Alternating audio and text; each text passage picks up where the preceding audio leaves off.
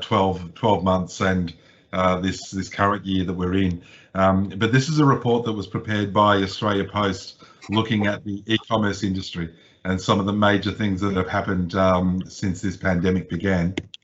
And again, without going into full detail around it, I think there's some key headlines that we can draw from this. And you'll see on the page here, 9 million Australian households shopped online in 2020. So as we all started to feel the impact of restrictions, we all started to change our shopping habits into buying online and shopping online. So 9 million Australian households, that's not people, that's households in Australia, were shopping online in 2020. 16.3% of all sales now is actually being spent online. So you can see that that's up to $32.1 billion in 2019 and accounting for just over 16% in total. The lockdown effect, you can have a read through this later, but it kind of covers what happened during each of those first wave, second wave and subsequent lockdowns as to what our online habits were. But the key takeaways from that is that 26% of people shopped at least 10 times between March and December. So those stats are significantly higher than what they have been in previous years. And you can just see that the frequency is really increasing over this period of time. The busiest month was actually in November, when we had 5.5 million households shopping online in November. There was a couple of reasons for that. That's the lead up to Christmas, but it's also the time where we've had a carryover of the US stuff with Black Friday and Cyber Monday and Click Frenzy and all of that pre-Christmas sale period. But more than 5 million households shopping online in November. What's really interesting is when you start to have a look at the in all of Australia, the 10 online shopping locations based on purchase volume. You can see number 2 there, City of Casey with Sleepy Little Cranbourne is just shy of Point in terms of the top 10 online shopping locations, with a very big increase in year-on-year purchases. In terms of the habits changing, 28% of shoppers are really increasing that frequency and intend to continue shopping online even once we start to move back out again. So this is really highlighting that fact that things aren't changing quickly once lockdown is over. 1.3 million Australian households made their first purchase online in 2020. Now, this is the only chart that you'll see in the report where you won't see a City of Casey suburb. And the reason being, this chart shows all of the new online shoppers. However, the reason why we're not on that chart is that Narre Warren North was actually #1 in Australia for regular online shoppers. Now, some of these stats I didn't actually believe when I first read it, and there's supporting stats that sits behind it through Deloitte's report, which you can also link through on this PDF. Yeah, it's Narre Warren North in terms of all of Australia was actually moving into COVID the highest and has continued to be online shopping. So with the local lens that everyone now has, and online shopping, it's really a good time to be entering in that space because we've got such a large audience. 67% of participants agree that in the future they intend not only continue buying online, but they're going to focus on Australian-based businesses, and they're also going to focus on supporting local businesses. So when you look at us being #1 in Australia for the amount of consumers online shopping, when you look at the fact that the majority of those consumers want to buy local, we're in the perfect position right now as the City of Casey and across the southeast to be capitalising on this new growth stage.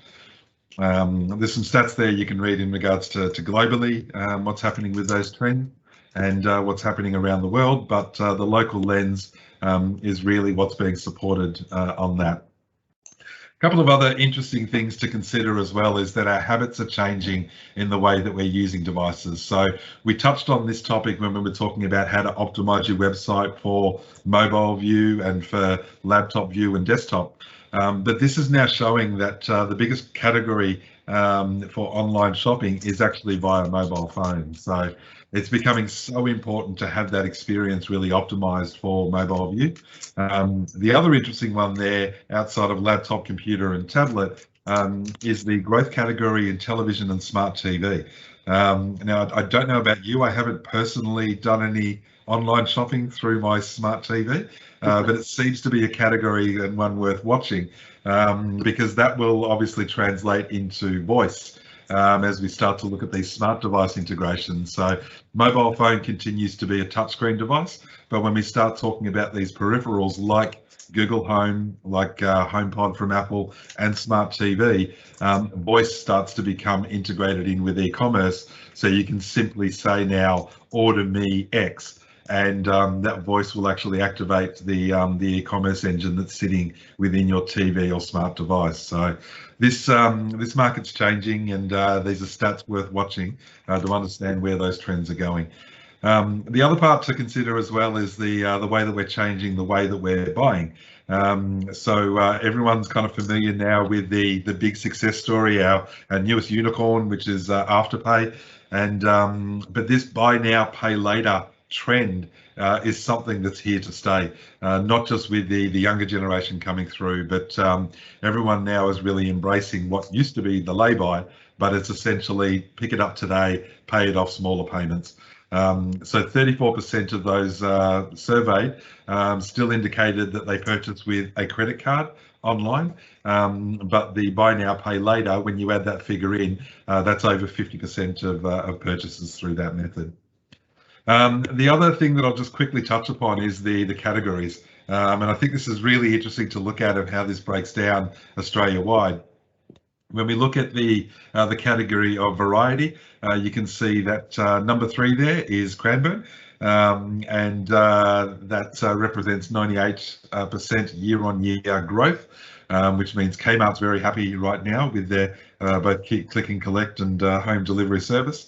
And then when we look at fashion and apparel, so for those of you online who are within this industry, Cranbourne is rated at number 2, only just a small percentage behind Point Cook on that year-on-year growth chart, but still firmly within the top 5. Home and garden, Cranbourne is number 2 on that list. And if we have a look then at health and beauty, we can see that Cranbourne is number 2 again. Keeping in mind too as well, Cranbourne is such a big catchment area. Parts of what we would identify as Clyde actually shows in this data as Cranbourne, and then you've got Cranbourne East, Cranbourne West, all of the suburbs that sit within there. So it's a big area and a big catchment, which is the reason why it's so well represented there. Hobbies and recreational goods, you'll also find that City of Casey is number 2 Australia-wide on that. And what this is really indicative of is the demographics within the area. We are predominantly a family-focused area, so which is why you'll find that at home, lifestyle, recreation, etc., which is very high up on that goods and services piece of e-commerce. You'll always find that we're very well represented, purely out of the fact that we've got a lot of families based down this way. The one that surprised me the most out of all of these charts is alcohol. We are not rated on the list for alcohol. Now, I know through anecdotal evidence of speaking to people that that's not from lack of trying. I know that we're all certainly having a few cheeky drinks along the way, but we're certainly not buying those online according to what the data is saying. So I think it'd be interesting to correlate that data back with just how many bottle shops we've got in the region. We've got a few, which makes it accessible and easy for people to get their cheeky Chardonnay or bottle of survival kit. but we don't rate online for alcohol purchases. So just thought that one was an interesting one. Although Victoria is certainly holding its own weight in comparison. I think when we see these numbers moving into 2021, New South Wales will potentially out-top Victoria in online sales of alcohol, but we can blame Gladys for that one, along with everything else. The delivery experience is another thing worth taking note of. That the obviously, out of the fact that we're not in the office, home deliveries now is sort of the default that most people are looking at. So 87.7% of all deliveries were to the home. But if we have a look at some of those emerging trend areas, if you're in the market selling perishable goods, you would have noticed all these lockers popping up in service stations and the like that actually offer refrigerated storage. That's had year-on-year growth of 26%. Post office boxes now are growing as well, people using those, and then parcel lockers as well. So the Amazon Fulfillment Centre, they chose to locate themselves in the southeast. Amazon now, I know one of the luxuries when I was living in New York was the fact that you could order something and get it the same day via Amazon. We're not quite there at the moment in Australia, but if you have a look at the fact that we've got an Amazon Fulfillment Centre down here and the parcel lockers. I ordered something from Amazon the other day and literally had it there the very next morning of ordering it that night. So this is where the trends are changing very quickly to line up with customer demand. So I'll be sending this this report through, and you can have a look through. And the reason why I'm going to send it to everyone is that this one PDF captures every other data collection point that you might want to have a look into. So if you want to look specific for your industry that you're in, the great one to start with is that Deloitte Access economics report, where it actually talks about the e-commerce revolution and basically future strategies, and that will go into full detail around which industries are well supported within this this side.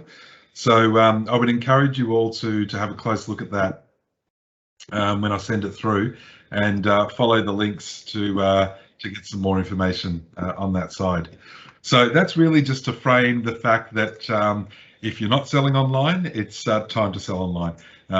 It's really got to the point now where all of our forecast expectations of what was going to happen in the e-commerce space got completely thrown out the window when COVID happened, and thrown out the window in the respect that everything that we forecast has doubled down in adoption and acceleration. So this is happening with or without you, and it's probably best that you try and embrace it and find new ways to be able to reach an audience online by embracing e-commerce.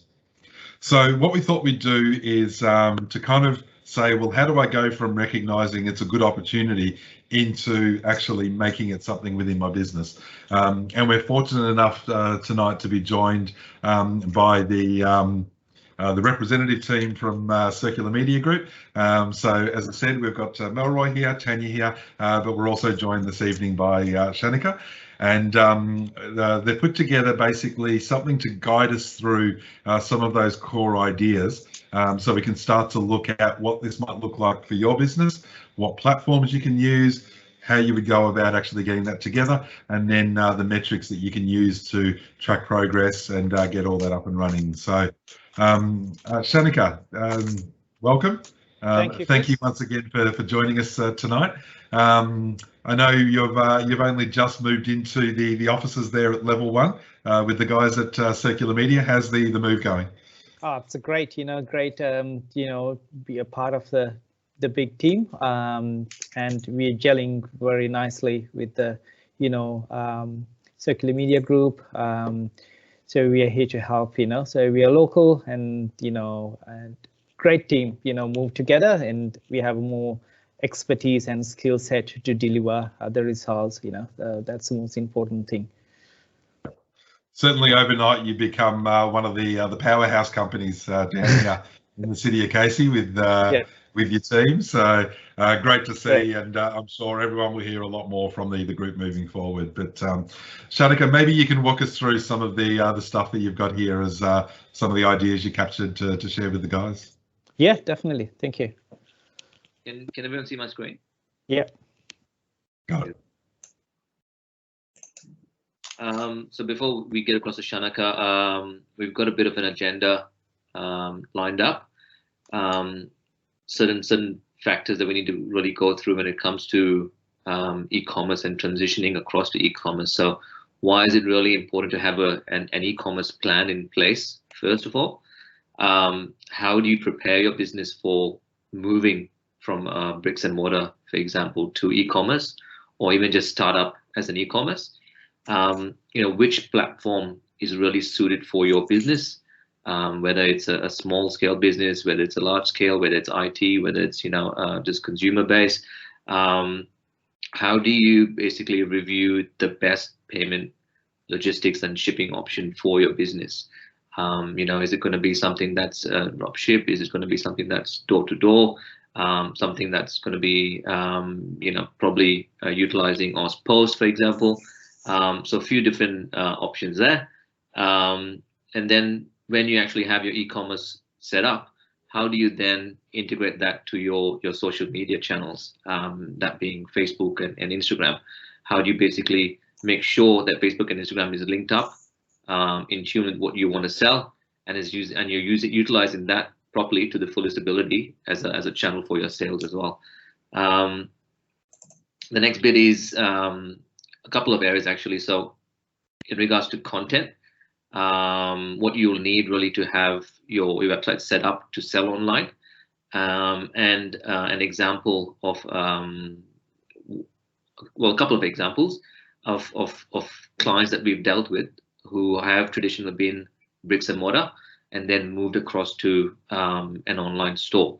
So we've got a few case studies there that we'll run you through, guys, to show you exactly how content works and should work on an e-commerce site, and also a case study of a current client of ours who's doing really well by transitioning at the right time from bricks and mortar into an online business. So I'll pass on to Shanaka to start off with why it's important to have a plan in place, first of all. Yeah. All right, Miro, thank you. So the first point, the e-commerce plan, because if we go to understand why we need e-commerce plan, it's really, really important to understand your business and what do you want to do, next couple of, months and years, and what do you want to achieve. So that's why e-commerce plan is really, really important to have a plan and all documented, right? Because when you go to asking question about your business, so you have something to document and you are not changing your ideas time to time. So the first thing we saw over the years, so people finding a product, right? What do you want to sell? Sometimes they want to sell physical products or digital product or service, right? So understand, okay, this is the product I want to sell. So because after you select the product you want to sell, you can convert into something else after 6 months or 12 months. It's a great example. People used to do physical workshops. Now they're doing online workshops. So they have to change all their marketing and the planning from physical to online completely. So we used to do a lot of marketing for those physical workshops. Now they're all in online. So it's a complete different strategy. So that's why it's really important to understand what type of products, the physical, digital, or services. So and who's your customers? It's because your products you can't sell to everyone. Definitely, you have to understand my market is 25 to 34 or 35 to 45 or something like that. So it's really important. Then you can customize your products based on your market niche. So that's the two important things when you're thinking of planning e-commerce. So what's the plan, product, and the niche. So next one, I'm not going to go through much. It's resource, financial. So how are you going to invest, right? Definitely, you need a budget to market your product, and so you have to think about how I'm going to get the money. So that's investment. And the next one is physical resources. It's really, really important. So nowadays, when you go to e-commerce, you need really good photos, right? You need videos, right? Sometimes you need, printers to get your box ready, so or shipping supplies. It's really, really important. So you need those products ready, and it's a high quality products, right? So if you don't have good images, it's very hard to sell online, right? So if you have YouTube videos or quality, YouTube videos, it's very easy to convert, right? That's why you need high quality YouTube videos, right? So in the same, the customized boxes is, when you're selling online, someone's getting really personalized boxes, right? So it's the return customers. You have to think like that, right? So it's not just printing a box, right? So something personalized printing is really great. It's you will make more money from those users. Lifetime value is much higher. And the same, shipping suppliers. If you can, find the correct suppliers, come and collect from your home, or dropping to post office. So it's really important to understand and picking the correct supplier, right? So that will give you more space to think about your business and grow your business. So try to find those suppliers or partners to trying to help your journey. So it's really, really important.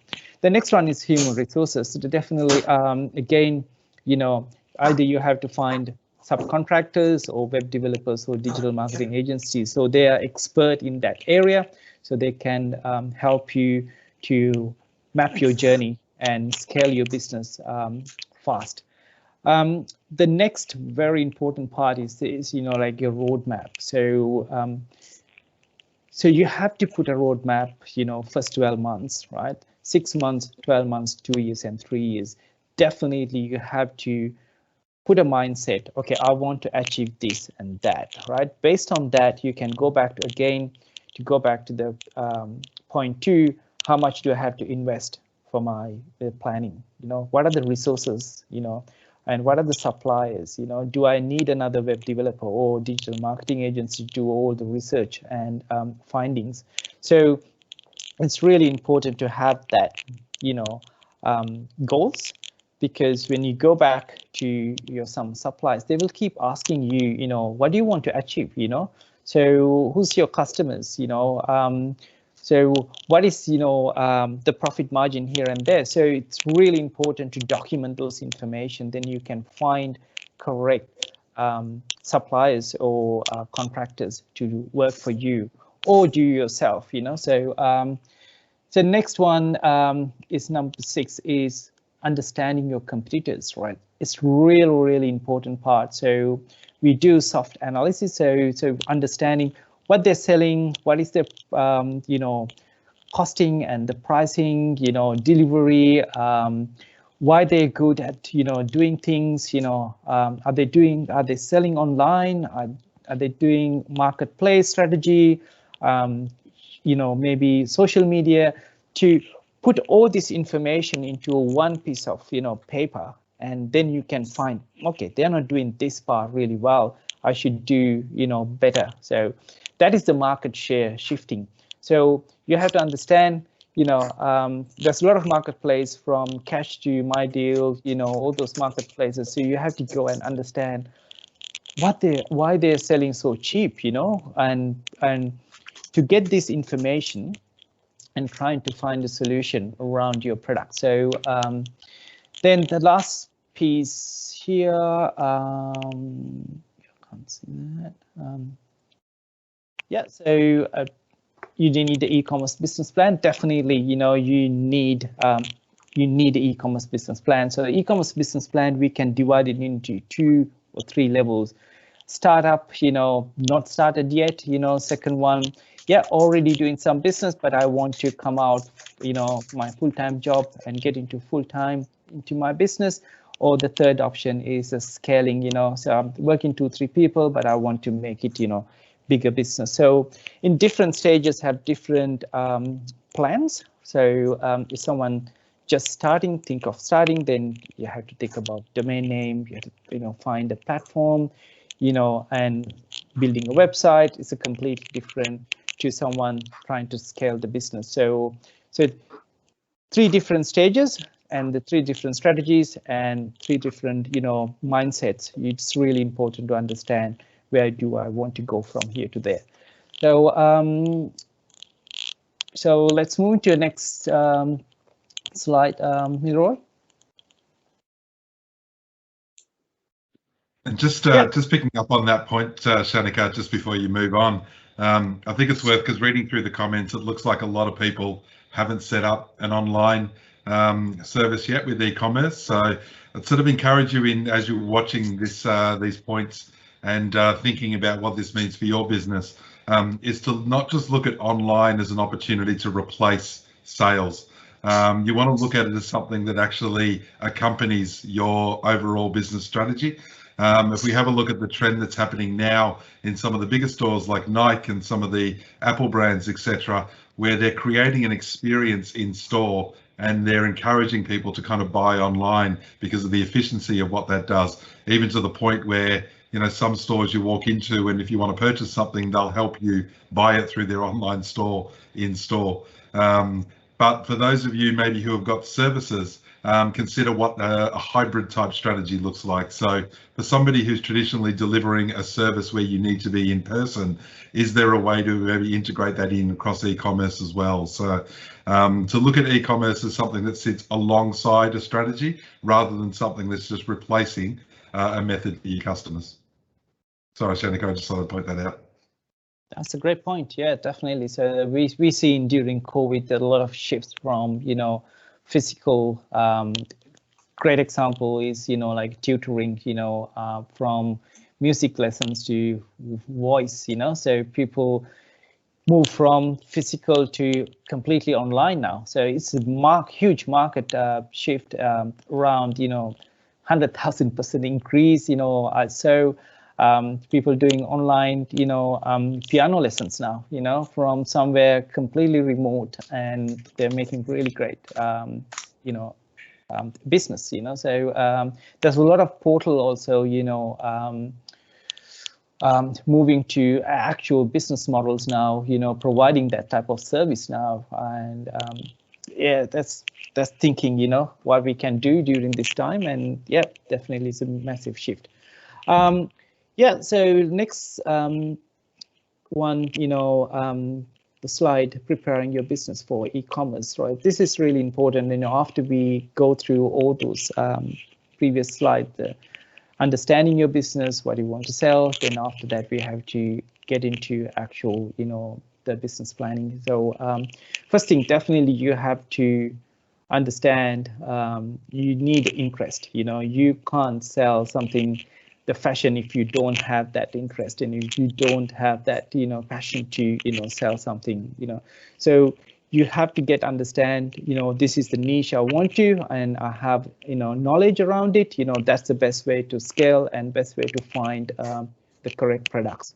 So, and next one is identifying the problems, what is the problem is, right? So as I explained, moving from that tutoring things, people doing, a lot of people, that's the problem solving. So they can't visit, they're locked down, and people don't go physical, and everything moved to online. So that's a great, example, solving problems. So, and third option is, research your competitors. So that's a huge part, from finding a correct pricing option to, and the product. So there's a lot of people trying to sell, but maybe fail because of their pricing structure is not correct. They're not delivering. Take 2-3 days or weeks. So it's not going to work. Same sometimes. They have limited options to buy online, so it's not going to work. Either you have to be very unique product, otherwise it's not going to work. So, so trying to understand, what are the competitors doing, how they're doing, and what is their catching points, and do something better. So it's really easy, and there's a lot of tools available online now, so you can grab those information.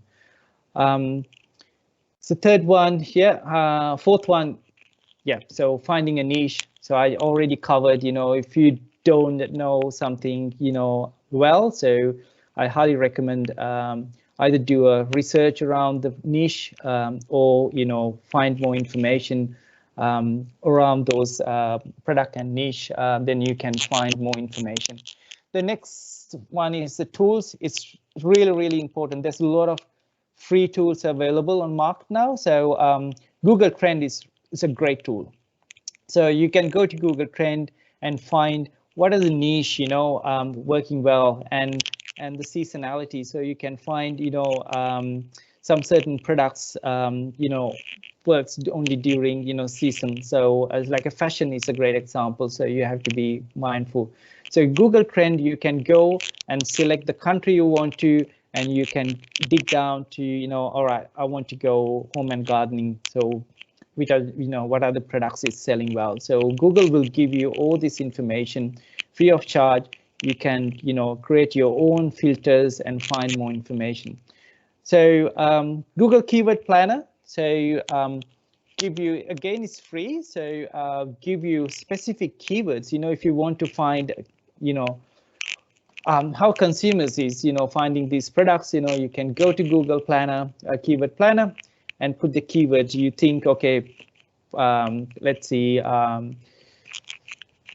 cocktail dresses or something like that. Then Google will give you all the information around that. They will give you search volume, which geography, location, and the variation. So it can be red cocktail dresses or open shoulder cocktail dresses or something like that. They will give you all the variation. So then you can find, all right, this is great. This is the niche I want to sell. So that's the best tool. It's all free of charge.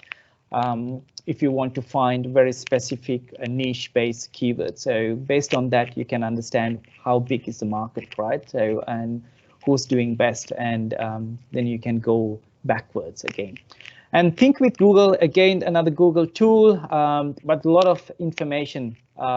It's more niche-based, specific category-based information. You can go to Australia again, then go to home and gardening, then it will show you the categories, these are the best categories, all popular categories year on year, last 16 months. Then you can find the niche or of products you want to sell.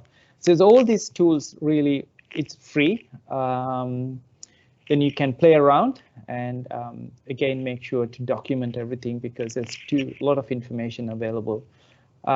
And eBay and Amazon, again, they have their own tools. So eBay market research tool, you can go and find who's selling, who's the best sellers around, animal toys or something like that. So you can go, then Google, eBay will show you these are the best suppliers. So then you can think about, you can export all these products and again, finding market research, what is the price, how fast they're going to deliver all those. Amazon also same, they have a inbuilt their own marketing research tool. You can go and find information.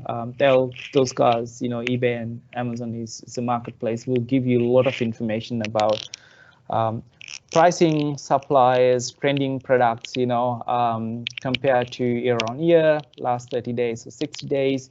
A lot of information. That's why it's really important to export those information to Excel or something like that, highlight the ones you want to focus and do further research. Otherwise, too many information, be honest, you'll end up with, too many ideas. It's not enough time to execute all. So the last one, profitability is really, really important. So if you're running a business, definitely you have to understand how much the profit you want to make. End of the day, you have to run a business, so you need profit to invest to the business. So Then you have to find suppliers. You know, there's a lot of suppliers, local suppliers, plus, you know, you can go to Alibaba and all other different sites to find suppliers, and the profitability is really important. And end of the day, you know, you have to make some profit to invest back to the business and your life. Yeah. Roy, on the next slide, please. Is there anything? Chris, do you want to go through? There are a couple of questions. Do you want me to go through now, or we'll leave FAQ session? Or yeah, so just having a look through, I think Diksha was asking the question, tools we should be using for pricing of a product, and what can be the target market for new startup. I'd say on that one, we can probably have a separate chat on that, and I'm more than happy to walk you through, because there's some fundamental stuff there that you probably need to work through before you look at e-commerce. There's not necessarily tools that will tell you exactly how to price your product.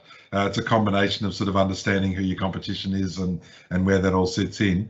But we can look at some of those key points on there. But yeah, we might visit some of these questions at a later stage, Shanika. I'll go through them and filter through, bundle them up together. Yeah, right. Sure.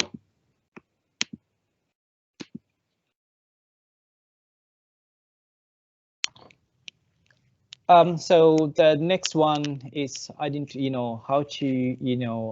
choose your platform. It's really, really important when you're starting after you plan your e-commerce business plan. So understand which platform I'm going to build a website. So so there are a few platforms I can recommend here. So BigCommerce is one of the most popular solutions. So SMB niche, especially in US, BigCommerce is, and Europe, BigCommerce is it's very famous. It's quite a long history, but it's very easy to use, but it's very, you need a little bit of more technical knowledge, how to add products and the variation and those things. But Australia is not very famous BigCommerce in the US and European market. Shopify is a well-known brand.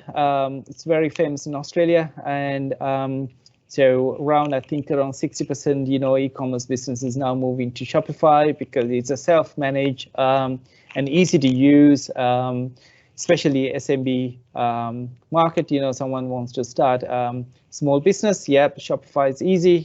Starting from $29 a month. And you don't have to worry about, security, hosting, and maintenance and the backup. So the Shopify do all those stuff for you. In the same BigCommerce, there are a couple of platforms available. It's a self-managed. Magento, one of the the bulky platforms. So if you're running thousands of products, the Magento is the best. So SKUs, so you can build if you have a big inventory. Yeah, the Magento is the best one. So it's easy to scale compared to BigCommerce and Shopify. It's a great platform. Again, Magento definitely need a lot of technical skills, and you need someone to set up shipping and payment gateways. And main basic setup is really bit hard, not compared to Shopify and BigCommerce. WooCommerce is it's a easiest platform. It's built on WordPress. The WordPress is open source, free of charge, and you can find a lot of hosting platforms. 99% of hosting platforms, one-click installation. You can install WordPress. And after that is thousands of free plugins available on top of the WordPress platform. So WooCom is one of those apps. So you can install in easy to use. Only there are a couple of things you have to consider. Then after you have to find a good hosting provider. So you have to keep a backup, a daily backup, and the security.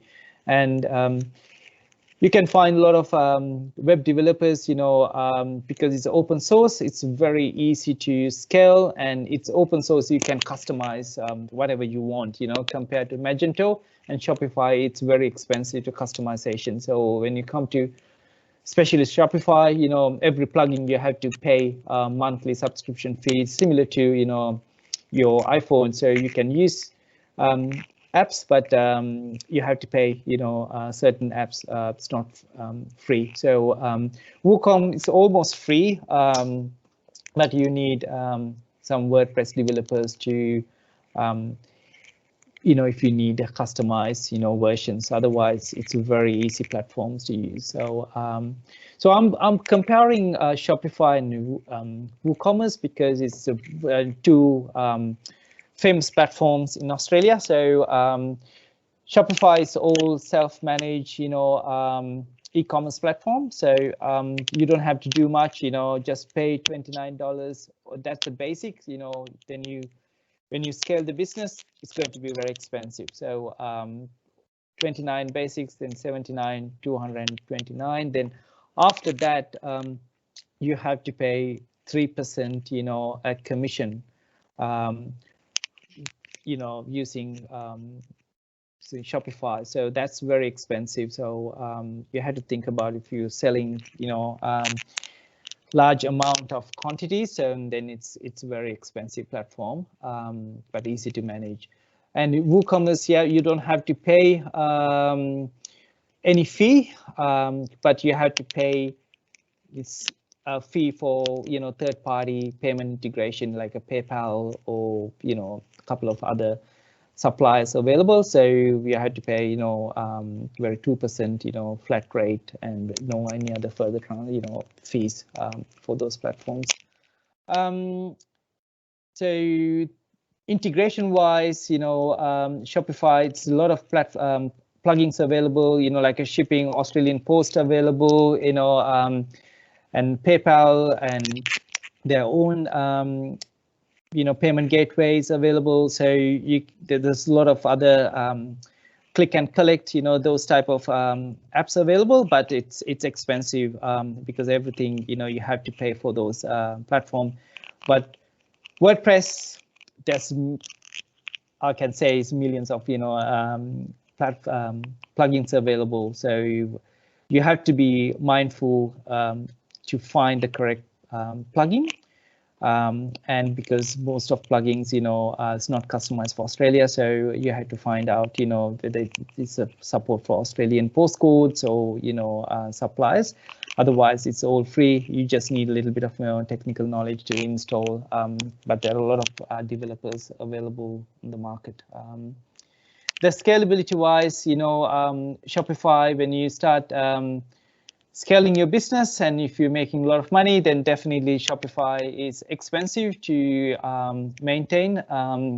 And if you want to do any custom work, definitely it's expensive because you don't own the platform, because Shopify owns the platform. You can't go and change the coding, the whole core platform. So you can do only themes and apps. The rest of the things owned by Shopify, so so it's a bit expensive exercise.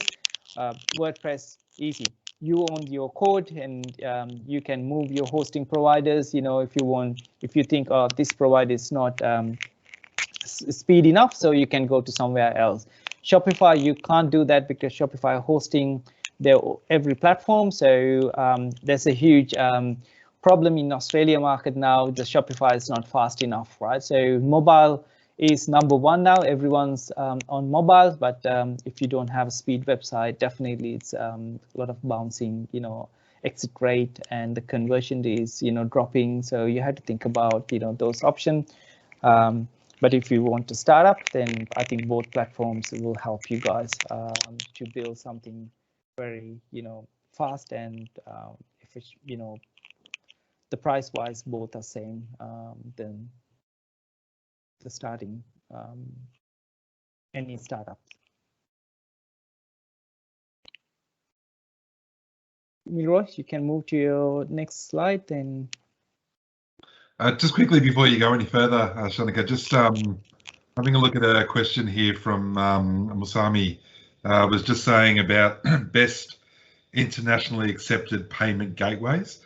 So when you're, and I know we'll touch on this in a moment, but when you're looking at these various platforms, as far as the payment management piece, is there any special consideration you need to give for international customers versus local customers as to what you use to manage the transactions and the payment gateway?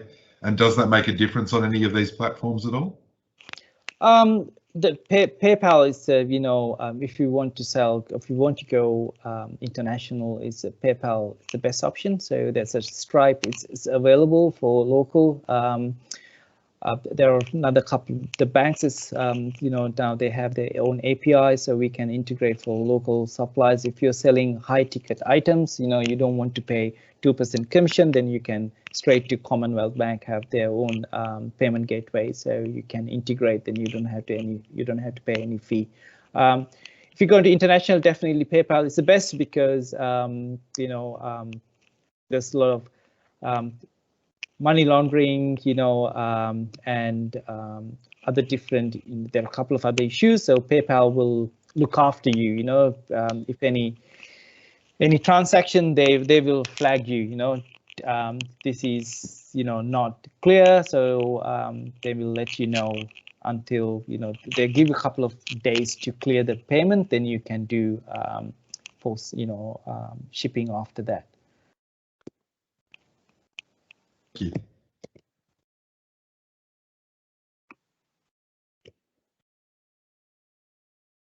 Shanika, can you see the grid? Yeah, I can see. Yeah. So I guess the last slide was a bit too much to digest. So we've added this in here. Yeah, that's just to give everyone a quick snapshot of the different platforms, the different areas that you need to be considering when it comes to looking at online sales, and obviously pricing is in there, pros and cons as well. So once you guys, I guess Chris, you'll be sharing this with them, right? Lena, yeah. Yeah, just a question on those, because you mentioned earlier, Shanika, about scalability, and I think this is a really important piece for startups, especially, and new businesses, because obviously we all have visions of turning over hundreds of thousands of dollars a month, but that's not going to happen from day one. Are they all very similar when it comes to scalability? That option to be able to sort of start small and grow big with all the platforms? The WordPress is the easiest one to scale. So you don't have to invest a lot of money. So you can build. There's a lot of resources available in the local market, so it's easy. So the second option can say Shopify, because it's a Shopify is a e-com platform. So it's a lot of basic tools and apps already inbuilt, so you just have to pay a monthly fee, to get that service. FastShop and Magento, OpenCart, it's a bit complicated. You need technical experience to install and manage those services, and it's not very easy to manage the backend. So adding products, they have 30 or 40 fields to fill. So it's not very user friendly. But if you're selling, if you're already established business, you're selling a lot of items, then those platforms will definitely way to scale and managing your inventory system. So when you're running an e-commerce business, so as what I saw, it's around 60% your front end and 40% your back end. The back end means you have to make sure you dispatch your products on time, right? So, and you have to maintain your inventory, and you have to, support your customers, asking questions, I need, return or refund, those stuff.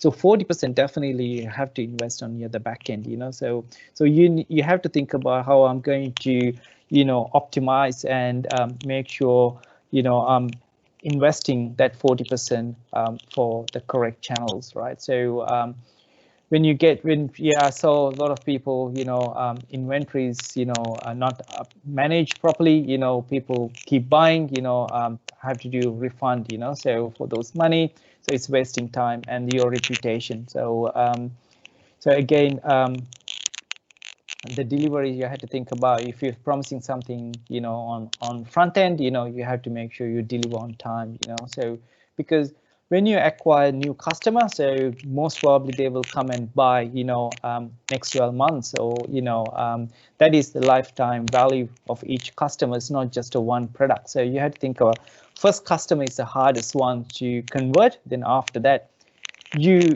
own, email address, postal address, phone number, everything. You have to just start, upselling them, using email marketing, or you can use a social media remarketing campaign, because your audience, right? So it's very easy. The first part is the hardest one. The second part is the easiest one.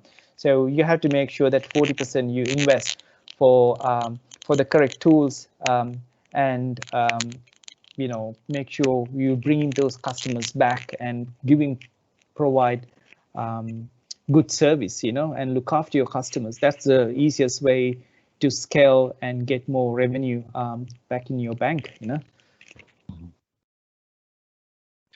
And just a very quick question, Shanika. When we look at all these options you've got on the screen, I know there's some great sort of automated workflow systems in the back end that kind of allow you to be able to automatically send an email to a customer on confirmation of sale, etc. Are they all much the same in that respect, in terms of, like physically, maybe for those who aren't in e-commerce, just understanding, are they logging into a portal? Are they waking up in the morning and kind of seeing, oh, I got 5 sales last night?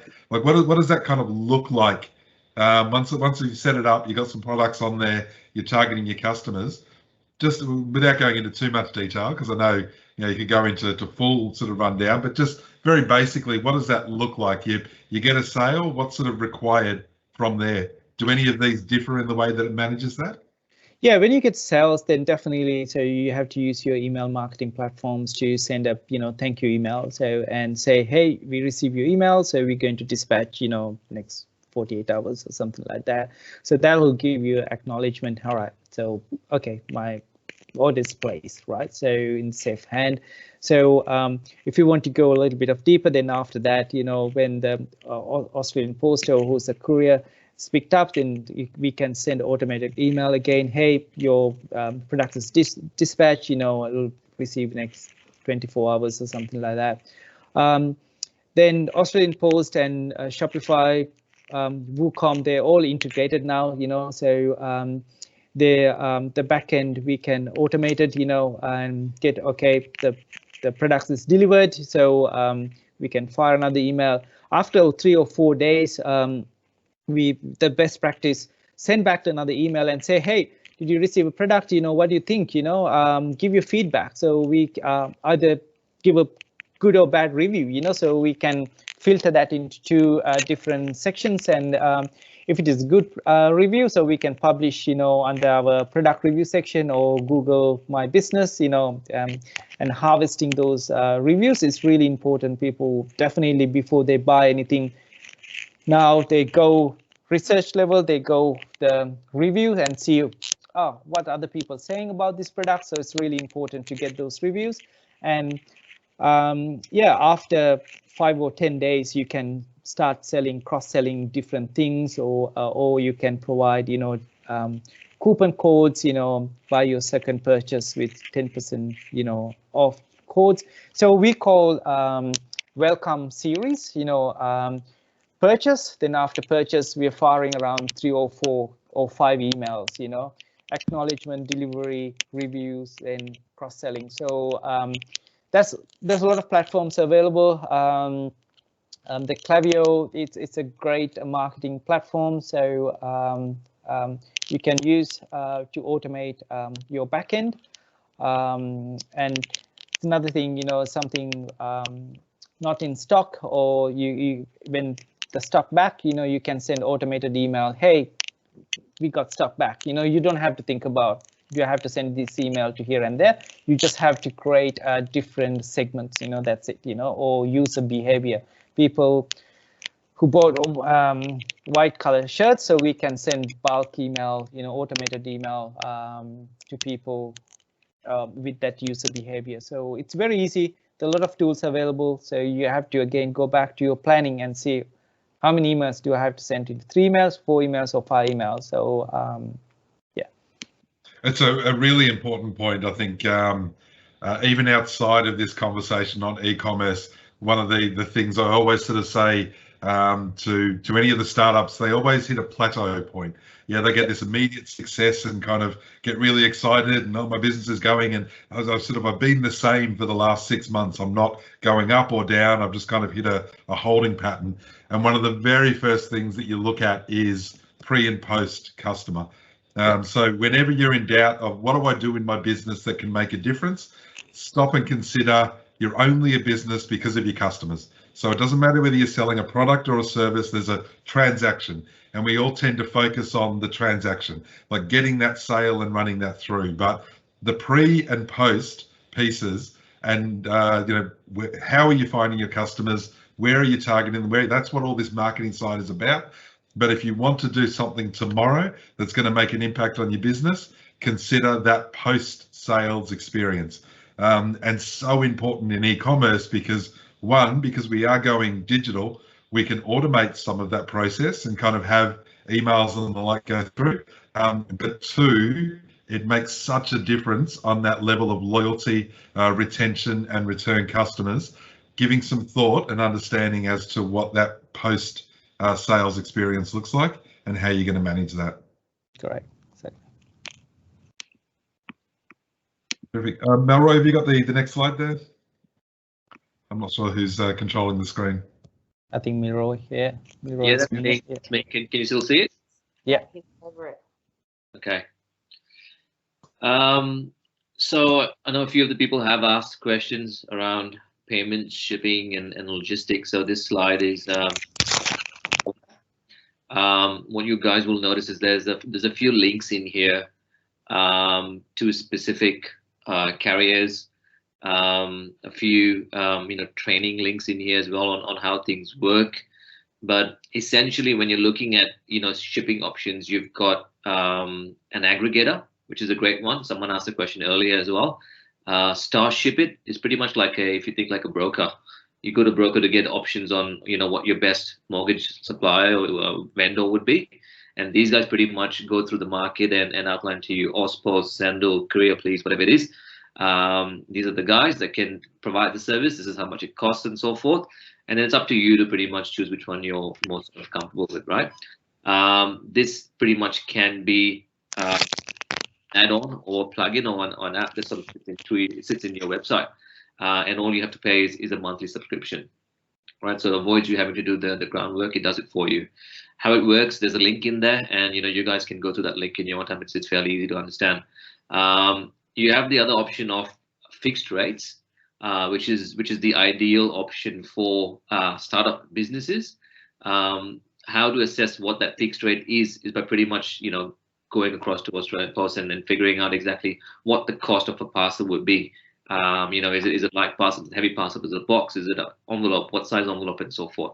You then have to take that into consideration and account for that in your checkout process as early as possible. Highlight what the weight of that item is and how much that's going to cost, so people don't get a shock at the end of a checkout to say that there's an additional cost there. So as early as possible, that needs to be integrated and highlighted in your checkout process.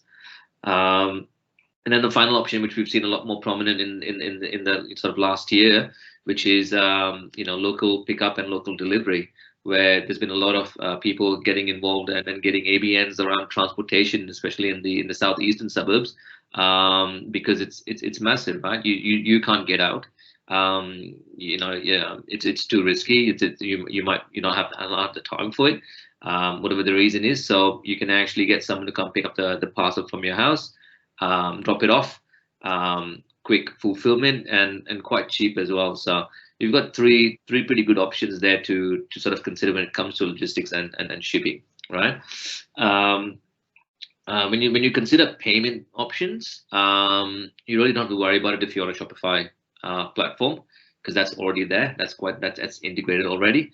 If you're looking at other options that are essential for a site, I'd say definitely Stripe or PayPal. And somebody asked a question about international e-commerce. So those are your two options, big options there. And then somebody spoke about buy now, pay later as well. So Afterpay and ZipPay.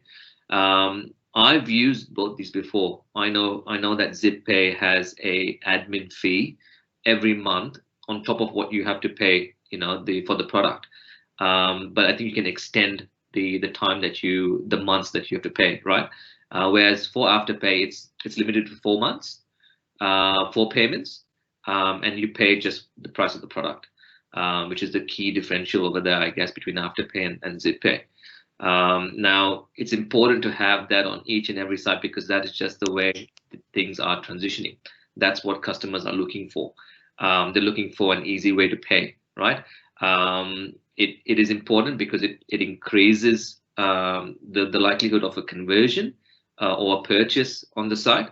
It's better user experience at the end of the day, and it avoids something that's big, really a big issue on most e-commerce sites, and that's the abandoned cart rate, where people look at a product, add it to cart, they keep adding products, get into the cart, and then realize that there's a shipping fee there that they didn't account for, or the price is too high, right? The only way to negate that and get around it is by giving them a payment option. And that's where this is key. So it pretty much is it should be a standard practice for all e-commerce sites. No matter which option you go for, there generally tends to be an admin fee, and that's something that you need to associate and be ready for as well. So that's a bit about payments, shippings, and logistics. And move across to the next slide. Tanya, you want to take this one? Absolutely. All right. So we're going to be looking at integrating our e-commerce platform into social media sites, which is really exciting, and it's certainly the way of the future, as we've seen. So we've given this a brief overview here, and we'll let you guys have a read of it.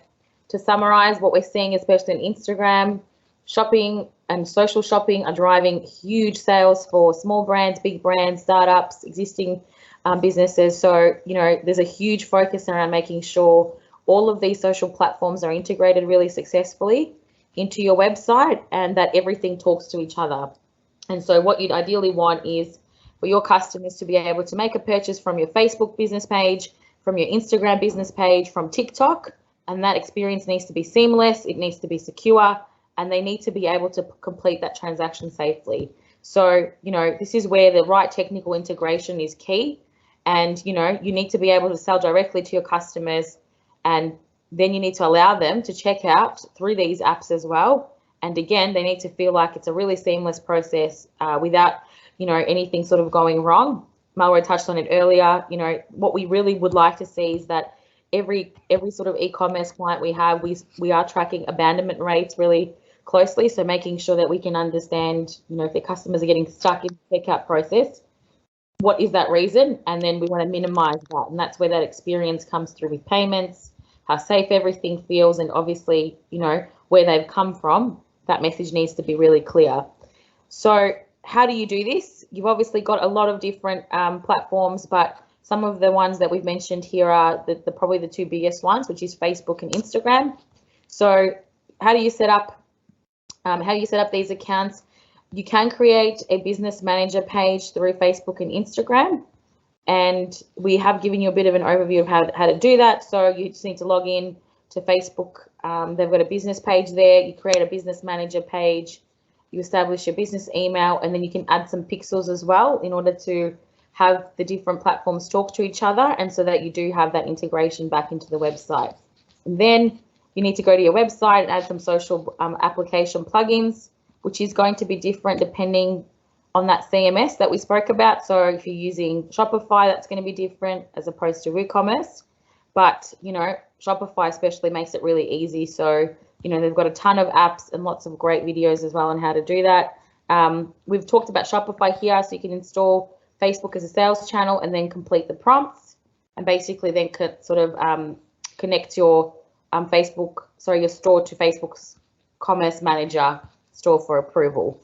So ideally, that's when things are linked up. And what that looks like is when you're on Instagram and you see an ad pop up, whether it's in the stories or in your feed. And if you click on that image, if you're looking at shoes, then you'll have those little pop-ups that appear with the product name. And if you actually click on that, it'll take you straight through to that product page within the website. So it is giving you the option to buy essentially from the social media platform. And then if you're wanting to sort of, you know, look at sizes or other styles, you can actually do that on the website. So it's really making that integration super easy, very seamless. And there was this was sort of a big push just before COVID. And what we've seen is that whoever hasn't jumped on this is certainly missing a huge portion of that online space, because that's how everybody's shopping now, with what Chris was talking about at the beginning. You know, we are online, we're at home. And that, you know, that sort of process needs to be something that's really, really easy for customers to see. Cool.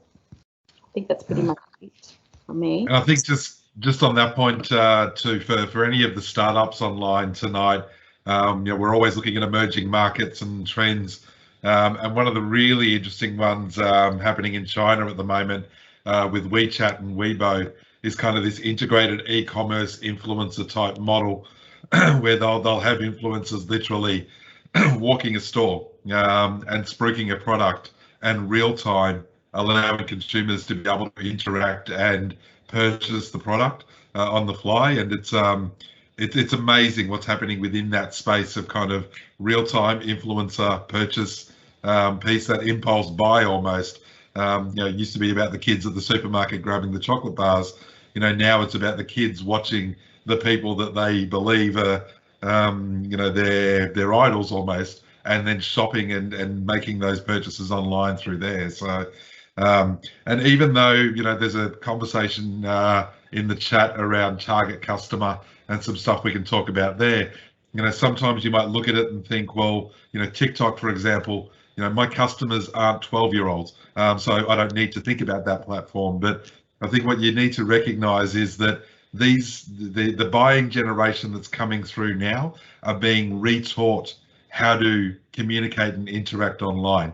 So if you want to have some longevity to your business, you need to be thinking about what this is doing to condition the way that they expect to buy things and interact with devices and products in that way that you can actually cater for them when they do have disposable income. And you're able to actually target them. And of course, yeah, never underestimate who your market is. You know, if you've got something a little bit bougie, a little bit, you know, left of center, the you know, massage or whatever, you know, don't necessarily discount this generation that, you know, is actually buying online. I hear success stories all the time of people who, you know, have just given it a go and found that it works. So, yeah, a lot of interesting stuff happening in that space of real-time interaction with social media, e-commerce, and rolling it all together in one. Just before we go to this next section, I just want to make sure that we've answered some of the questions here. Give an opportunity. If anyone feels that there's an outstanding question you want us to discuss, if we don't address it now, to type it back in again. Melroy mentioned about Star Trek for bulky items. I was actually going to put that in myself. I've had success with Star Trek in the past. You know, for larger items. So just something to consider there. We've got bulky items post interest groups that we should be targeting for innovative products. Again, that's probably some exploration work that needs to be done there. We need to know the target industry. You know, innovative would normally suggest it's one of the three. It's either better, faster, or cheaper. So if it is truly innovative, but it's in a category that already has an audience, then we just simply need to get that point of different story out to that audience. But that's a little bit separate of e-commerce, in that you want to have a good understanding of target audience as you move into your e-commerce strategy. And I'm happy to have a direct chat on that separately. Same again with the interest groups that you need to be targeting on that piece. We popped in some details on Stripe, and everyone will be getting a copy of this presentation with the links, so you can look into that in more detail afterwards. The key pain points of current e-commerce sellers, I think, is just an interesting one. And maybe, Tanya, if I could throw it to you for a 30-second answer, because I'm mindful of time, and sorry to put the pressure on you like that, but when we talk pain points with e-commerce, like, you see new clients when they come to you and they say, I want to sell online, how do I go about doing this? You kind of lay out a strategy for them. What are the pain points that you, either one, helping them to avoid through that process, or two, you see them experience once they're set up? Is there anything that we could highlight to people to watch out for on pain points? Yep. So not understanding, the products and the competitor landscape as well. That's what we see. We have, some clients where their products are priced too high against their competitors, and then that means that they lose out on market share because that same product or, something greater is available with another business and it's cheaper. And so, we can see then that obviously they haven't necessarily completely taken in what the landscape looks like. And then the other big thing is the conversion rate. So it's that abandonment cart that we were speaking about earlier. So making sure that, the entire process is really easy, it's safe, it's secure. So this is where Afterpay, and having those payment options is important. Having a good website is important that looks professional and that feels safe for your customers to buy. And, making sure that that checkout process is super easy. The more complicated you make it, we see a lot of customers drop off in that process, and that's a big thing we're working on. Got it. Just very quickly before we move on, Feel Good's popped in, just highlighting the question again about handling of customer service for a new startup. And again, even though that needs to be integrated into your e-commerce piece, I think my advice to everyone as a startup, when looking at customer service, is the reality is you'll need to handle that from day one.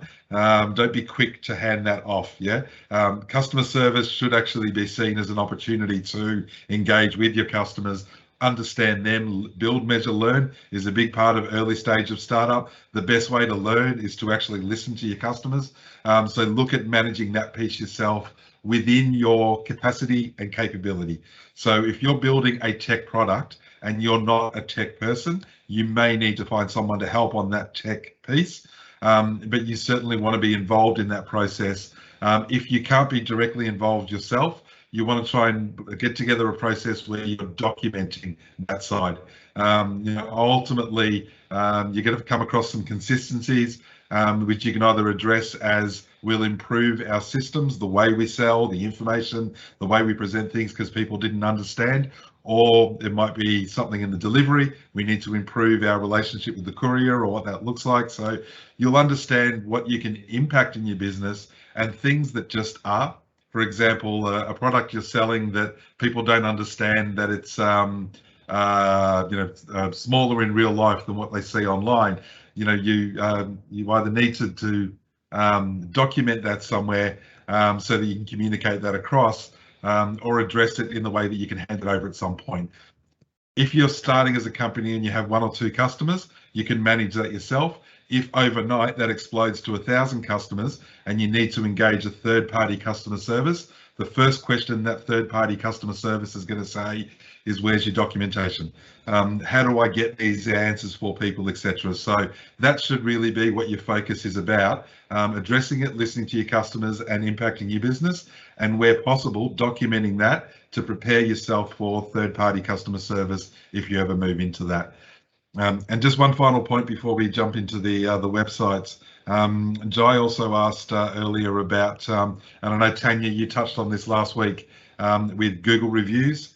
And if somebody puts in a bad review, can you override that? Can you get rid of that? Is there a quick, easy answer on that one, just to cover off? Because I don't think Jai was in on last week's. you can't take it down unless it's a racist comment or it's a bullying comment. So the best way to tackle it is exactly what Chris was saying.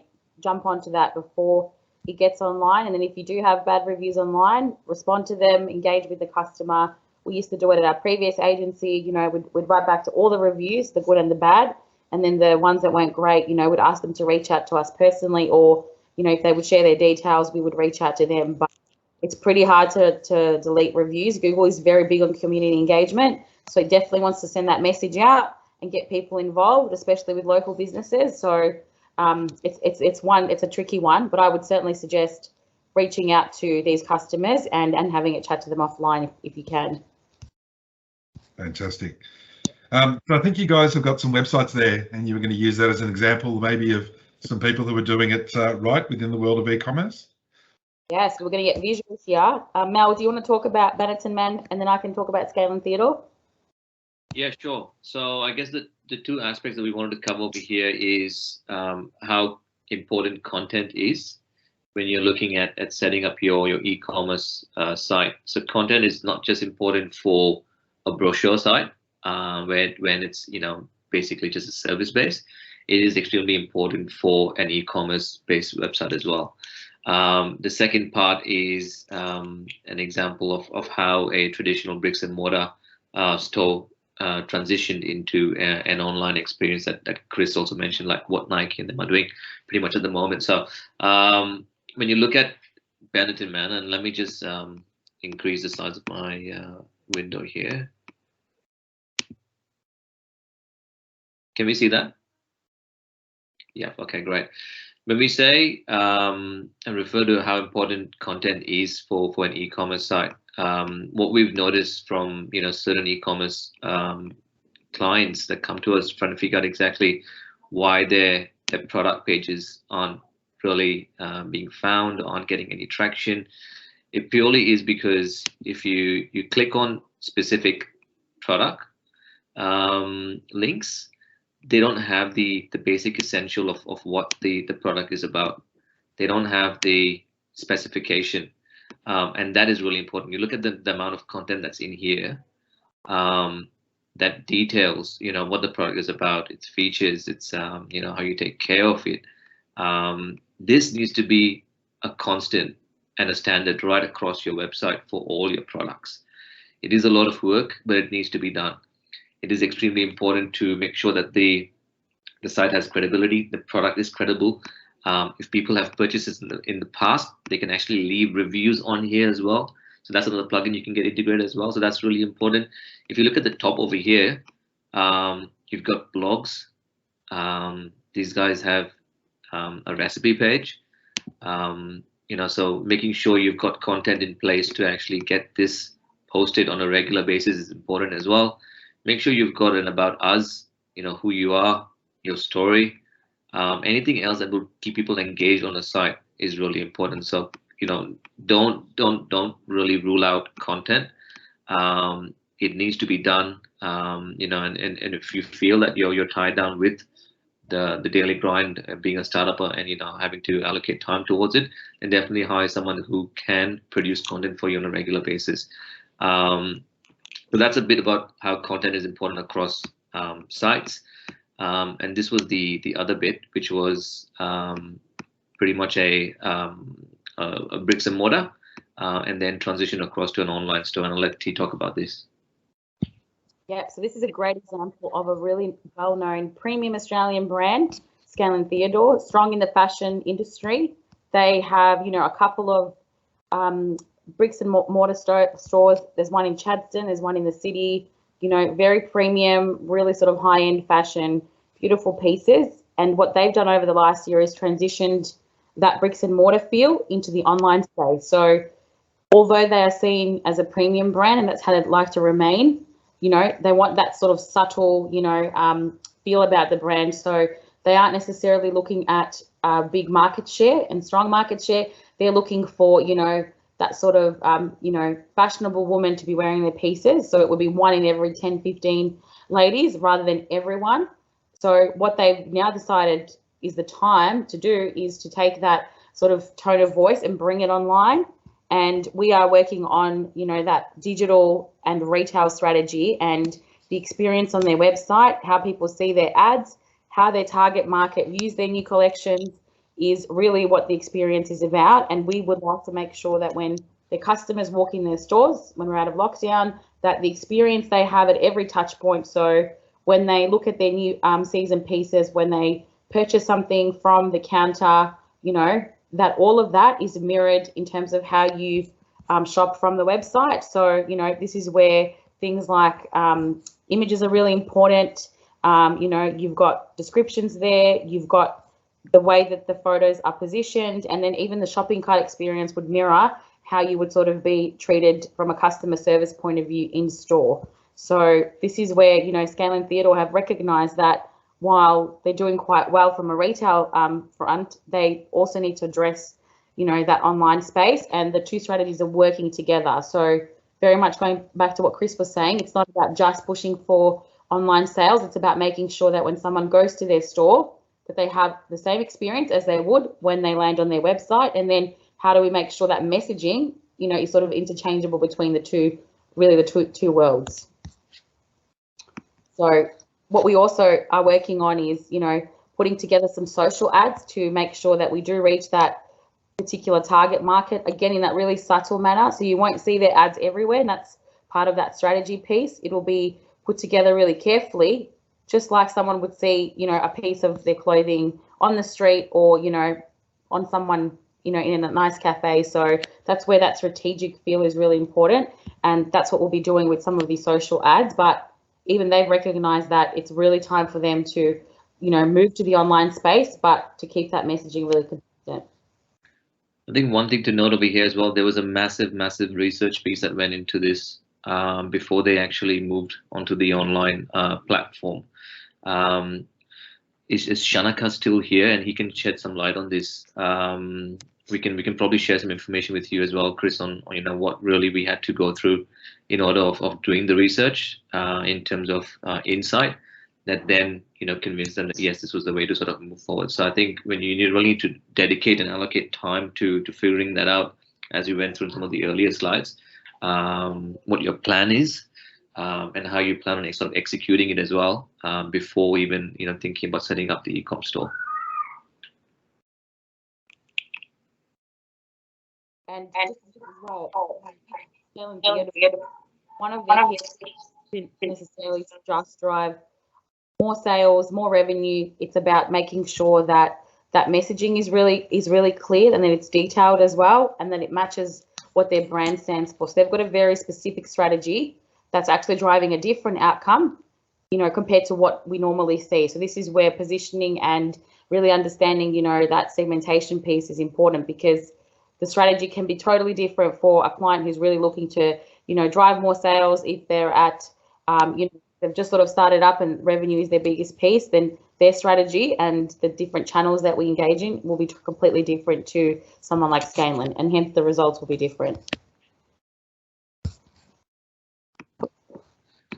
And that's pretty much it. Pretty much it, guys. So we just end off with, you know, a bit about ourselves, and as always, we're local and we're here to help you guys. If you do need any advice or any recommendation or any help with anything, reach out to Chris, and he can get us engaged. But I'm thinking Chris will probably be sharing some details after this as well. So thank you. Thank you, guys. Much appreciated.